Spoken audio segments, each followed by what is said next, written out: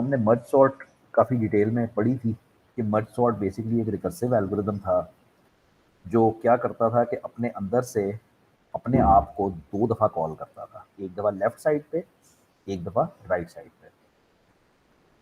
जब लेफ्ट और राइट वाली अरेज सॉर्ट हो जाती थी तो फिर वो उन दोनों को कंबाइन करता था, मर्ज करता था और वापस जोड़ देता था। ठीक है, हमने ये फैसला किया था कि मर्ज का जो एल्गोरिदम है जो अलहदा से हमने पढ़ा था, वो पॉइंटर्स की मदद से करता था, ये थीटा एन का एल्गोरिदम था, मर्ज का जो फंक्शन था।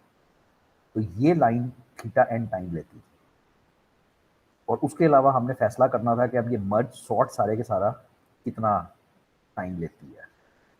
तो इसमें बात ये थी कि हमने ये कहा था कि जब कोड में हमें रिकर्जन नज़र आएगी तो उसको हम मैथ्स में कन्वर्ट करेंगे एक रिकरेंस रिलेशन में। तो रिकरेंस रिलेशन हमने इसका बनाया था पिछली दफ़ा, जो ये था, ये हमारा रिकरेंस रिलेशन था। ठीक है, अच्छा, अब यहाँ से आगे चलते हैं कि ये क्या था, ये कैसे बना था। रिकरेंस रिलेशन हमेशा ऐसे बनता है कि उसमें एक बेस केस होता है, ये जो पहले वाला होता है ना, ये जो n इक्वल टू 1, और हमेशा ही n इक्वल टू 1 वाला ही होता है, तो इसको बेस केस कहते हैं। ठीक है, ये आपका बेस केस है और उसके बाद आपका ये रिकर्सिव केस बनता है जो एक्चुअली रिलेशन है जिसको आपने सॉल्व करना होता है। बेस केस तकरीबन हमेशा यही होता है कि T of N is equal to 1 if N is equal to 1, तकरीबन हमेशा ये होता है। और इससे इसकी लॉजिक ये होती है कि अगर आप सिर्फ एक चीज को सॉर्ट कर रहे हो, एन की वैल्यू 1 है, सिर्फ एक को सॉर्ट कर रहे हो, तो वो 1 सेकंड में सॉर्ट हो जाता है, वो एक ही चीज है सिर्फ। इसके बाद हमने कहा था कि ये T N by two left side पे, लेफ्ट साइड वाला हिस्सा, यानी अगर टी एन रनिंग टाइम है उस चीज का, अल्लाह भला करे, आपकी पूरी मर्ज सॉर्ट का, T n is T of N is running time of merge sort का एल्गोरिथम। ठीक है, तो जाहिर बात है इसके अंदर क्या हो रहा है, इसके अंदर पहले लेफ्ट वाला हिस्सा सॉर्ट हो रहा है, फिर राइट वाला, तो लेफ्ट वाला भी n बाई टू टाइम लेता है, राइट वाला भी n बाई टू टाइम लेता है। उसके बाद इन निशानों का मतलब मैंने तुम्हें समझाया था कि एक का मतलब सीलिंग होता है, एक का मतलब फ्लोर होता है, और इसका मतलब सिर्फ ये होता है कि अगर n की वैल्यू फॉर एग्जाम्पल 5 है, जब तुम 5 को डिवाइड करोगे 2 पे तो तुम्हारे पास 2.5 आएगा। अब अरे के अंदर तो 2.5 नहीं हो सकता, तो एक दफा तुम इसका सीलिंग ले लोगे और एक दफा तुम इसका फ्लोर ले लोगे, यानी पहली दफा 1 और 2 एलिमेंट सॉर्ट हो जाएंगे, उसके बाद 3, 4 और 5 सॉर्ट हो जाएंगे। तो ये तुम्हारा वो रिकरेंस रिलेशन बनता था। अच्छा, अब इसको करना है आपने सॉल्व, कि ये रिकरेंस रिलेशन सॉल्व कैसे होता है। तो इसके दो सर तरीके जी हैं एक जो पहले, क्वेश्चन था। हाँ बताओ। ये देखिए जब n इज इक्वल आ जाएगा n over half T plus T is equal to n over two, ये दो हाफ वो एक बन जाएंगे, लेकिन ये साथ जो n प्लस है ये इजाफी नहीं हो जाएगा फिर रनिंग टाइम में इस तरह? ये एन जो है ये जो वो, फॉर्मूला है ये एन जो है वो यहाँ से आ रहा है, वो इस लाइन उसे से आ जो रहा मर्ज कर रहा है। है जी। ये ठीक है। टी एन बाई टू है, ये टी एन बाई टू है, और ये एन है। और इसको समझने के लिए हमने पिछली दफा ये जो अलहदा से मर्ज का एल्गोरिथम दिया हुआ था, इसको हमने टाइमिंग एनालिसिस किया था कि इसमें कितने लूप है, क्या हो रहा है, तो वो एन टाइम ले रहा था। ठीक है सर। अच्छा, अब जरा इसको सॉल्व करो। टी ऑफ वन क्या होता है, वो वन ही है, ये बेस केस है कि T of one is equal to one, तो इसमें तो कुछ सॉल्व करना नहीं है। टी ऑफ टू क्या होता है, तो मैं तुम्हें ये रिकरेंस दिखाऊं और उनसे कहूं टी ऑफ टू की वैल्यू क्या है,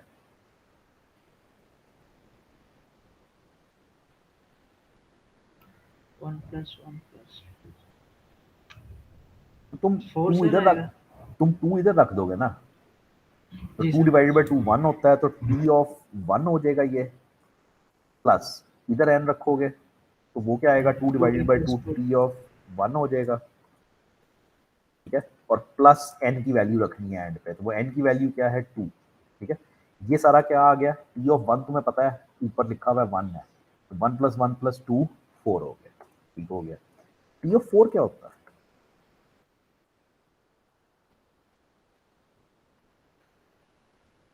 टी ऑफ फोर, 4 4 8 प्लस 12 आ जाएगा sir. T of 2 plus T of 2 plus 4। T of 2 की वैल्यू अभी हमने निकाली है, वो 4 आती है, तो 4 प्लस 4 प्लस 4 12। टी ऑफ 8 क्या होएगा? अगेन तुम यहाँ पे जाके 8 रखोगे तो 8 डिवाइडेड बाई 2 4 होता है, तो ये हो जाएगा T of 4 plus T of 4 plus 8। ये क्या आया? टी ऑफ 4 अभी तुमने निकाला है 12 है, 12 12 24, 24 और 8 32। ये हम करते जा सकते हैं, लेकिन कहीं ना कहीं जाके तो हमें रुकना पड़ेगा ना, ठीक है। हम यहाँ पे रुकते हैं। फॉर एग्जाम्पल हमने एक आइडिया लगा लिया कि भाई ये वो बन रहा है। अच्छा, अब हम एक जनरल वो निकालना चाहेंगे कि ये रिलेशनशिप बन क्या रहा है। मतलब टी ऑफ 1 1 आता है, टी ऑफ 2 4 आता है, टी ऑफ 3 टी ऑफ 4 जो है वो 12 आता है, टी ऑफ 8 जो है वो 32 आता है, ठीक है। अच्छा, अब हमको रिलेशनशिप बनाने की कोशिश करेंगे। ये सबसे इसमें मुश्किल काम होता है कि कैसे ये होता है। ये ज़्यादातर करना बड़ा मुश्किल होता है। अगर मैं तुमसे पूछूं कि टी ऑफ 1 डिवाइडेड बाई 1 कितना आता है? 1 आएगा सर। सर इसमें वन। हमने इवन नंबर ही लेने हैं। वो इसका एंड पे आंसर देता हूँ, क्योंकि अगर ऑड लेंगे तो वो मैथ बड़ी मुश्किल हो जाएगी। टी ऑफ 2 डिवाइडेड बाई ठीक 2 है कितना आता है? Sir. 2 sir. 2। T of 4 sorry divided by 4 3 sir.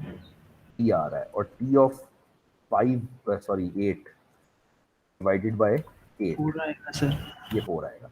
अब यहाँ से एक जनरल रिलेशनशिप बनाने की कोशिश करनी है। हमने कहने की कोशिश करनी है कि टी ऑफ एन बटा एन हमेशा क्या आता है। हम ये कह रहे हैं कि भाई अगर हम वन को हम टी ऑफ एन अगर एन 1 लेते हैं तो एन आंसर आएगा भी, सर। हाँ आंसर भी एन ही आ रहा है। पहली में तो ये ठीक है, दूसरी में भी ये ठीक है कि अगर मैं 2 का लेता हूँ तो आंसर भी 2 ही आ रहा है। लेकिन तीसरी में आगे ये गलत हो जाता है कि इधर एन की वैल्यू 4 है लेकिन आंसर 4 नहीं आता, आंसर आता है 3। 3 आ रहा है। ठीक। और चौथी में तो ये बिल्कुल ही गलत हो जाता है कि 8 को जब लेते हो तो वो 4 आता है, ठीक है। ये जी काफी सर। मुश्किल है कि ये क्या होएगा। तुम्हें पता है कि लॉग ऑफ एन क्या आ रहा है? 1 का लॉग लो तो क्या आता है? लॉग लेना है विद बेस 10 हमेशा, तो लॉग लोगे तो क्या आएगा? बेस 10 है सर उसकी। जीरो नहीं सॉरी बेस 10 नहीं, base 2, sorry sorry sorry base 2, base 2। तो इसका लॉग ऑफ 1 हमेशा 0 होता है, उसकी जो मर्जी बेस हो। आंसर जो है वो खाली लॉग एन नहीं आया, क्योंकि लॉग एन तो 0 आ रहा है, ठीक है। आंसर आया लॉग एन प्लस 1। अब दोबारा देखते हैं 2 का लॉग क्या आता है। 2 का लॉग आता है 1, और उस 1 में जब 1 ऐड करो तो 2 आता है। अभी तक लग रहा है सब कुछ ठीक ठाक है। 4 का लॉग क्या आता है? वो आता है 2, तो फिर 2 में 1 ऐड करो तो आता है 3, तो अगेन अभी भी सारा कुछ ठीक ठाक लग रहा है। 8 का लॉग आता है 3, तो उस 3 में 1 ऐड करो तो आंसर आता है 4, और लग रहा है कि ये ठीक है। मुझे लगता है ये हमारा रिलेशनशिप ठीक बन गया है और ये आ गया है, ठीक है। अच्छा, अब अगर ये रिलेशनशिप ठीक है तो इसको क्रॉस मल्टीप्लाई करो, यानी T of n will be equal to n log n plus n. ऐसे ही है ना, ये एन जो नीचे था ये क्रॉस मल्टीप्लाई होकर इधर आया, तो n log n plus n हो गया। और यहां से अब हम कहेंगे कि थीटा क्या आया इस फंक्शन, या ये जो लिखा हुआ है इसका थीटा क्या हुआ? एन लोग एन सर। थीटा, इसमें दो टर्म्स थी, एक एन और एक एन लॉग एन। तो इसमें से हमें फैसला करना था कि डोमिनेटिंग टर्म बड़ी टर्म कौन सी होएगी। तो इस पे जब हमने पिछली बार टाइम भी काफ़ी ज़ाया किया था कि जब हम एन की वैल्यू काफ़ी बड़ी करते हैं तो एन छोटा रह जाएगा और एन लॉग एन बहुत बड़ा वैल्यू हो जाएगी। इसको करने का तरीका वही है, अगर तुम्हें समझ नहीं आता तो तुम एक्सेल पे वो करते हो, इन दोनों के कॉलम बनाते हो जिस तरह पिछली बार बनाए थे, और उस तरह से मतलब उस तरह से तुम इसको वो करते हो, काम करते हो। तो मेरा मर्ज सॉर्ट का एल्गोरिदम, जिसका मैंने अब ये सारा तमाशा होता किस तरह है कि पहले तुम्हारे पास एक एल्गोरिदम होता है, उस एल्गोरिदम में तुम पहचानते हो कि यार इधर तो रिकर्जन हो रही है, रिकर्जन को तुम कन्वर्ट करते हो रिकरेंस में, ये रिकरेंस है। जब वो रिकरेंस में कन्वर्ट हो जाती है फिर तुम उस रिकरेंस को सॉल्व करते हो, ये सॉल्व किया। और सॉल्व करने के बाद इवेंचुअली एंड तक तुम्हें वही आंसर उसका थीटा ही देना होता है एज एन आंसर। मैंने टी ऑफ 2 किया, अब देखो इसने टी ऑफ 3 भी किया, 5 भी किया, ये कहाँ तक गया है, 16 तक, 32 तक गया है, लेकिन एंड पे रिलेशनशिप जो बनता है वो यही वाला बन रहा है। ठीक है, और यहाँ से तुम निकालते हो कि एन लॉग एन है। ये तरीका इतना अच्छा नहीं है इसको सॉल्व करने का। वैसे तो ये आना चाहिए लेकिन ये तरीका इतना अच्छा नहीं है। जो एक्चुअल तरीका तुम यूज़ करते हो उसको कहते हैं आइट्रेशन मेथड। ठीक है, मैं यही वाला सॉल्व करूँगा। तो आइट्रेशन मेथड कैसे चलता है, iteration method to solve recurrence. क्योंकि जो अभी मैंने तरीका किया है इसमें मसला ये है कि ये किसी बंदे को अगर ये ना नजर आए कि यार ये इस तरह से रिलेशनशिप बनता है तो वो कैसे बनाएगा, वो खुद ब खुद तो नहीं बना सकता। ठीक है ना। तो आइट्रेशन मेथड है जो एक स्टैंडर्ड बिल्कुल मेथड है उसको रिकरेंस को सॉल्व करने का। अच्छा, इसके लिए मैं रिकरेंस ये वाली लूंगा जिंदगी थोड़ी सी आसान करने के लिए। तो प्रॉब्लम तो नहीं हुई?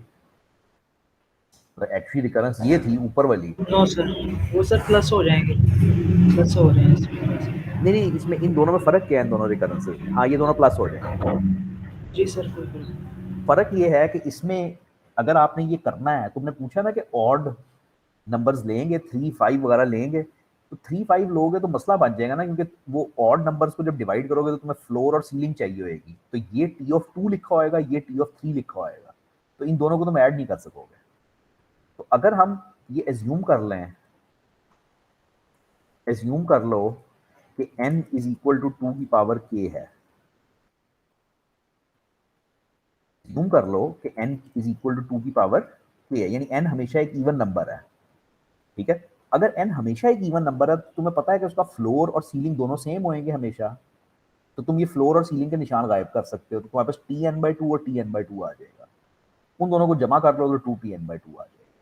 तो ये हरकत करते वक्त तुम्हें साइड पे ये लिखना पड़ता है कि मैं एज्यूम करता हूँ कि n इज इक्वल टू 2 की पावर k है, या इसी को कहने का एक और तरीका ये होता है कि k is equal to log of n with base 2। ठीक है, मैं बेस 2 नहीं लिखा करूंगा क्योंकि बस हमेशा मान लो कि हमेशा बेस 2 ही है, मैं लॉग लिखूंगा लेकिन बेस 2 ही होगी।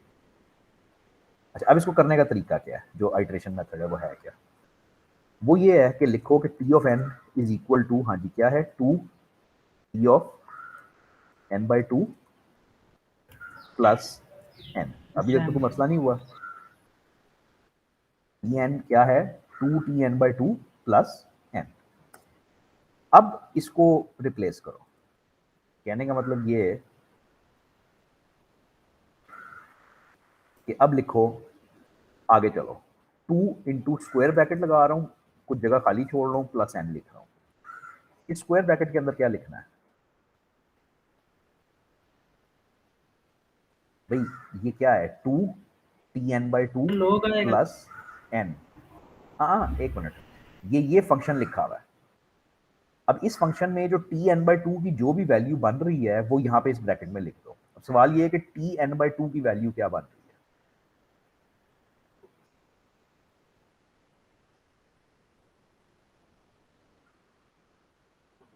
मुश्किल है? अच्छा चलो, तुमसे कोई पूछता है बंदा कि Tn/2 की वैल्यू बताओ, ऊपर लिखा हुआ है सारा कुछ, फंक्शन लिखा हुआ है, ये फंक्शन ऊपर सारा लिखा हुआ है, और तुमसे कोई कहता है कि Tn/2 की वैल्यू बताओ, बताओ क्या होएगी? तो जब n 1 होगा सर, 1/2 आ जाएगी। नहीं, 1 नहीं है, Tn/2 ही है यार। ये भी मुश्किल लगता है तो T/खान की वैल्यू बताओ, T ऑफ खान की क्या वैल्यू होगी?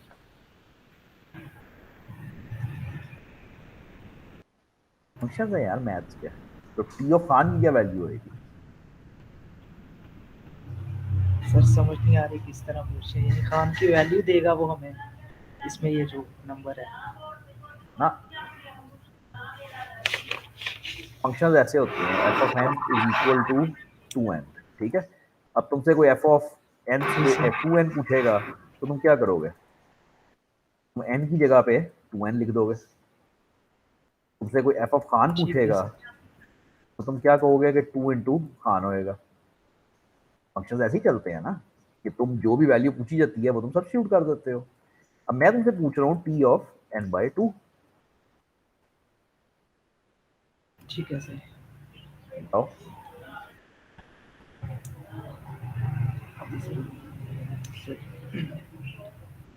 सर एन, नहीं, तुम ये सर करोगे कि अगर ये खान होता तो तुम क्या करते? टी ऑफ खान, तुम इस फंक्शन के अंदर n की जगह पे खान रख देते, तो तुम कहते हैं कि ये होता है 2t खान/2 प्लस खान। जब तक ये समझ नहीं आएगा आगे नहीं जा सकते। फंक्शंस है ना, मैथ्स के सिंपल फंक्शंस हैं कि जो भी तुमसे मांगा जाता है वो तुम आंखें बंद करके वेरिएबल की जगह पे रख देते हो, बस खत्म। n की जगह पे तुमने खान को बिठा दिया तो वो ये बन गया। अब इसी तरह से अगर ठीक तुमसे है कुछ सर। टी n/2 पूछेगा, तुम n की जगह एन की पे जगह अब क्या सर रखोगे? n/2 रखोगे। 2 सर। तो क्या बन ठीक है जाएगा ये? Sir. n/4 4 plus plus n/2। भाई इस n की जगह पे जब n/2 रखोगे तो वो n/2/2 होके n/4 हो जाएगा, और इस n की जगह पे जब रखना है तो वो n/2 रखना है, तो वो खाली n/2 आ गया। जैसे ये लिख के करना नहीं चाहिए लेकिन चलो पहली दफा चल जाता है। ये n/4 क्या होएगा? खाली छोड़ दो, बाकी सारा कुछ छोड़ दो, T(n/4) देखो ये है और ये फंक्शन है। जी ठीक है सर। इसके अंदर sir 2t 2T(n/8) n/8 plus plus n/4 4। On. और इसको छोड़ दो साइड पे।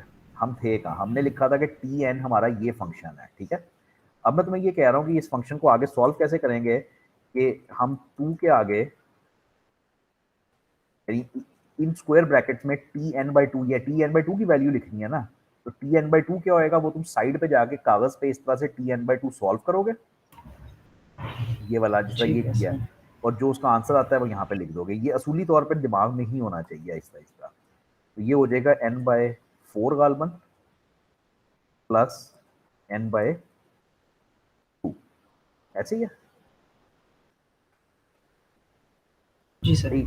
Tn/2 की वैल्यू क्या है, ये साइड पे तुमने लिखी हुई है 2Tn/4 प्लस n/2, वो वैल्यू उठा के तुम इधर रख देते हो, ठीक है। और ये प्लस n वैसे ही चल रहा है, इसको तो सिंप्लीफाई कर लो, क्या आया? तो ये आ गया 4Tn/4 plus n/2 plus n, नहीं sorry sorry sorry, plus n plus n, क्योंकि ये बटा 2 जो है ये इस 2 से कैंसिल हो जाएगा ना, ये खाली n बचेगा और ये n इधर से आ गया। ठीक हो गया। अब ये काम दोबारा करो, 4 के आगे स्क्वायर ब्रैकेट लगा दो और मुझे बताओ इसके ब्रैकेट के अंदर क्या लिखना ठीक है सर।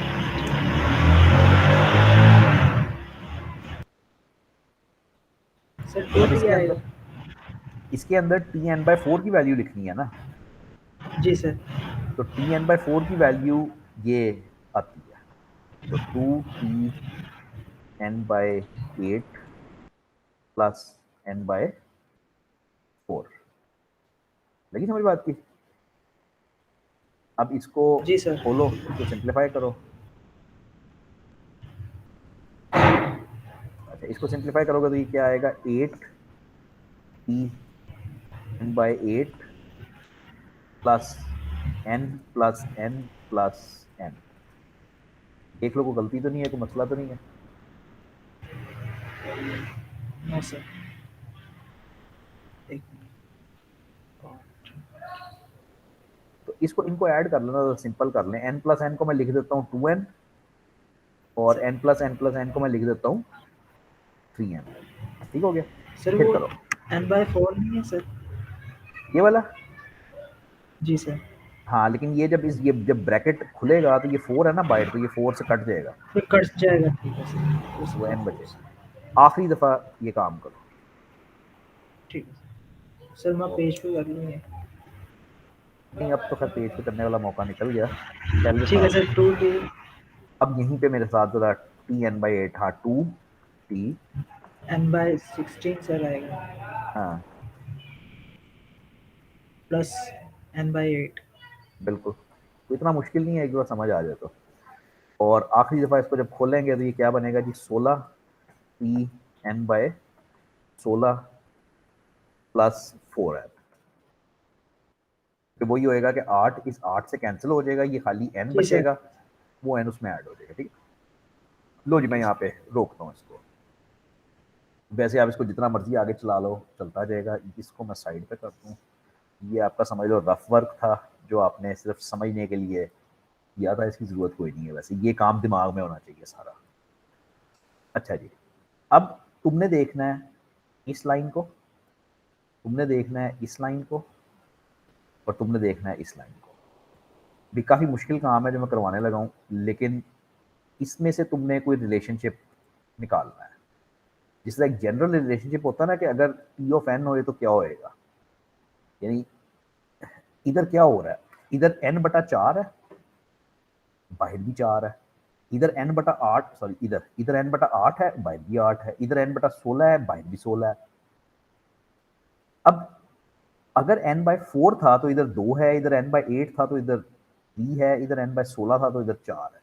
अब तुमने कोई जनरल रिलेशनशिप बनाने की कोशिश करनी है।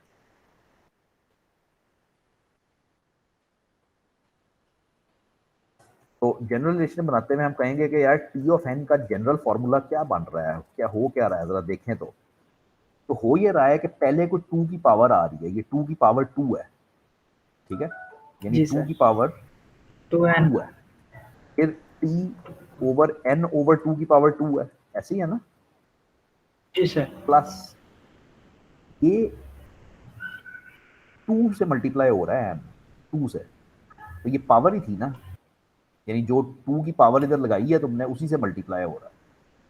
ठीक है, अच्छा इधर क्या हो रहा है कि 2 की पावर 3 है, इधर भी 2 की पावर 3 है और इधर 3 है, इधर 2 की पावर 4 है, इधर 2 की पावर 4 है और इधर 4 है। तो जनरल रिलेशनशिप क्या बनेगा कि 2 की पावर 8 2 के, ठीक है सर।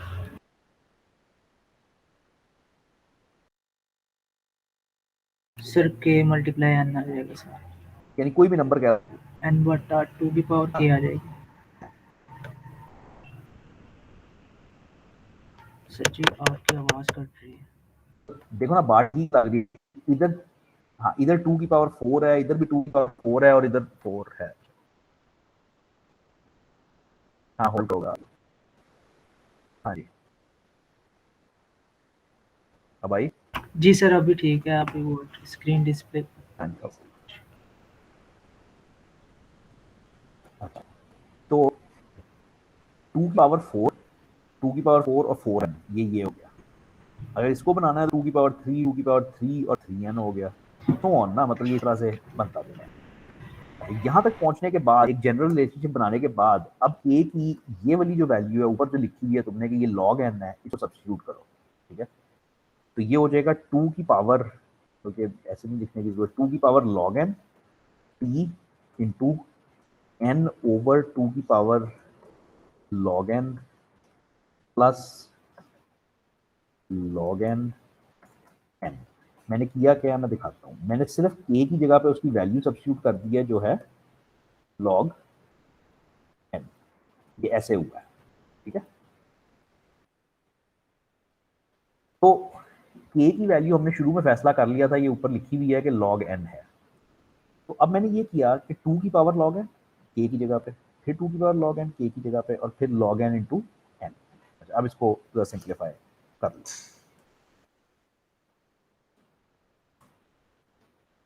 लॉग की एक प्रॉपर्टी होती है, इसकी बेस क्या है, इसकी बेस 2 चल रही है, याद रहे, यानी ये 2 लॉग 2 विद बेस, मतलब बेस 2 है और फिर एन चल रहा है। अब होता यह है कि लॉग की एक प्रॉपर्टी होती है कि बेस और ये जो है ना वो स्वैप हो सकती है।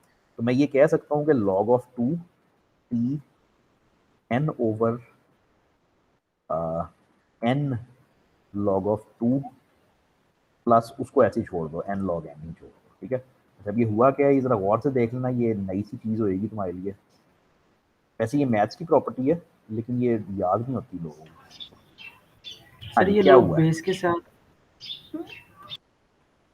अगर ए की पावर लॉग बी होए ना, ए की पावर लॉग बी, तो ए और बी को स्वैप कर सकते हैं, ये एन नीचे आ सकता है और ये 2 ऊपर जा सकता है, ये लॉग की प्रॉपर्टी है। एन नीचे आ गया और 2 ऊपर चला गया। अब लॉग ऑफ 2 विद बेस 2 क्या होता है, वो 1 होता है, वो सिंपल 1 होता है, तुम्हें पता है, यानी किसी भी नंबर का लॉग उसी नंबर के साथ जो है वो 1 होता है, तो ये n की पावर 1 हो जाएगा, वो खत्म हो गया। ये भी n की पावर 1 हो जाएगा और n कैंसिल हो जाएंगे, तो ये खाली आ जाएगा 1 प्लस n लॉग n। और t ऑफ 1 हमने शुरू में डिसाइड कर लिया था कि होता है 1, तो तुम्हारा आंसर आ जाएगा n plus n log n, और एग्जैक्टली वही आंसर आ जाएगा जो तुम्हारा इस मेथड से आया था। तो एंड पे इसका थीटा तुम कह दोगे कि जी इक्वल टू होता है n लॉग n। मैं मैथ्स के अंदर अभी दोबारा जाता हूँ, लेकिन ये सारा कुछ हुआ क्या है, हुआ ये है कि कोड में रिकर्जन थी, तुमने उसकी बनाई रिकरेंस, मैथ्स में ये रिकरेंस बन गई, ये ठीक थी, इसमें कोई मसला नहीं था। लेकिन इसमें ये ऑड नंबर्स वाली बड़ी बकवास थी कि फ्लोर और सीलिंग करनी पड़ती है। तो इसको सिंप्लीफाई करने के लिए हमने रिकरेंस को ऐसे कर लिया और उसके बाद इसको आइटरेटिव मेथड से सॉल्व किया है, जो ये है, ठीक है। अच्छा, अब इसको जाओ और पढ़ो, क्योंकि मैं इसको अब जितना भी और करवाई दूँ उसका फ़ायदा नहीं है। ये तुमने पढ़ना है ठीक है सर। कहाँ तक, यहाँ तक। अब क्लास में मैं ये एग्जाम्पल करूंगा जो इसका जिसका नाम ही मेसियर एग्जाम्पल है, मतलब ये मुश्किल है काफ़ी, ठीक है। ये पूरी तुम्हारी जो रिकरेंस की ये जो सॉल्व करने की टेक्निक है ना, ये सारी डिवाइस होगी अगली दफ़ा, ठीक है। ये करूंगा और सिलेक्शन प्रॉब्लम भी उसी क्लास में हो जाता है। ये चैप्टर 3 बेसिकली ख़त्म ही नहीं सॉरी, ये काफ़ी ज़्यादा है, ये काफ़ी ज़्यादा है, ठीक है। तो अगली दफ़ा करेंगे, ठीक है। तो सिर्फ ये बड़ा मुश्किल है, ये याद रखना कि काफ़ी मुश्किल है, मतलब ये रिकरेंस इसको सॉल्व करना मेरे ख्याल सबसे जी मुश्किल सर। काम है इस किताब में ना, तो इस पे ज़रा काम कर लेना। इसमें हमने लॉग की बेस 2 ही रखनी है, वैसे तो 10 नहीं होती सर बेस। हाँ, लॉग की 10 होती है, लिख लिया करो ना, लिख लिया करो कि मैंने किताब बंद कर दी, लिख लिया करो कि शुरू में क्या है। तो मैंने इस केस ठीक है में क्या सर। किया है, मैंने यानी अपने पास से नहीं कर सकते, लेकिन मैंने ये साइड पे लिख लिया, मैंने एज्यूम कर लिया है कि k is equal to log n with base 2 है। कुछ क्वेश्चंस ठीक है होंगे सर। तुम बेस 4 एज्यूम करोगे, ठीक है ना। ठीक है सर। तो तो इसलिए मतलब वो बस सोच सोच के चलो कि क्या कर रहे हो, ठीक है। ठीक है सर।